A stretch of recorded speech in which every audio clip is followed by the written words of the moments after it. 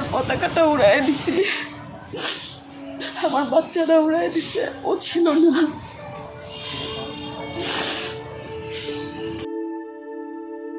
দেশকে স্বাধীন করে পতাকা হাতে বীরের বেশে বাড়ি ফিরবে বলেছিলেন মানিক মিয়া চৌধুরী ওরফে শাহরিক।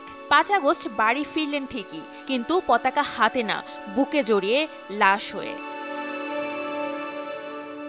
মুন্সিগঞ্জ সদর উপজেলার মীরকাদিম পৌরসভার দক্ষিণ রামগোপালপুরে বসবাস করতেন মানিক মিয়া।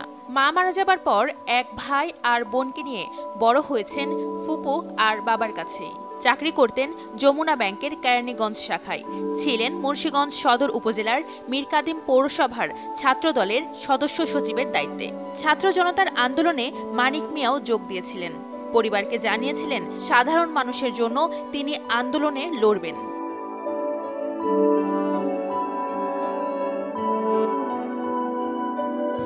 তখন ও বললো, ফুপ্পা আমাদের জন্য চিন্তা করে, আমি ভালো আছি। কথাগুলো একটু নাচানো ছিল, কেমন যেন ছিল। তোর কথাগুলো আমার খুব গভীরে লাগলো, আমি কান্না করে দিচ্ছি। আমি বলি, বাবা তোমার ফিকি তো বইছে? ও বলতেছে, না ফুপ্পি। তাহলে বলতেছে, ফুপ্পি আমার বাবাকে আর আমার মুখটাকে একটু দেখতে রাখবেন। কথাটা ও বলতে পারতেছিল না, ওর অনেক কষ্ট হইতেছিল, সম্ভবত ওই টাইপেও গুলি খেয়েছিল।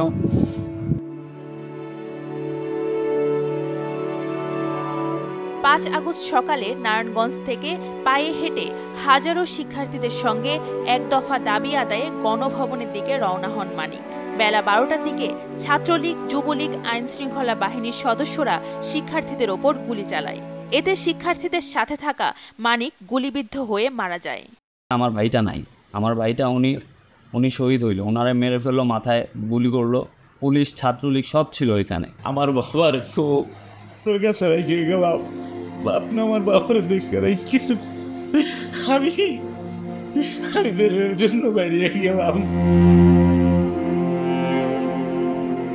মারা যাবার আগে শেষবারের মতো ফুপুকে ফোন করেছিলেন মানিক। বলেছিলেন বাবা আর বোনকে দেখে রাখতে। মানিক মিয়ার মৃত্যুতে পরিবারের কান্না যেন থামছেই না।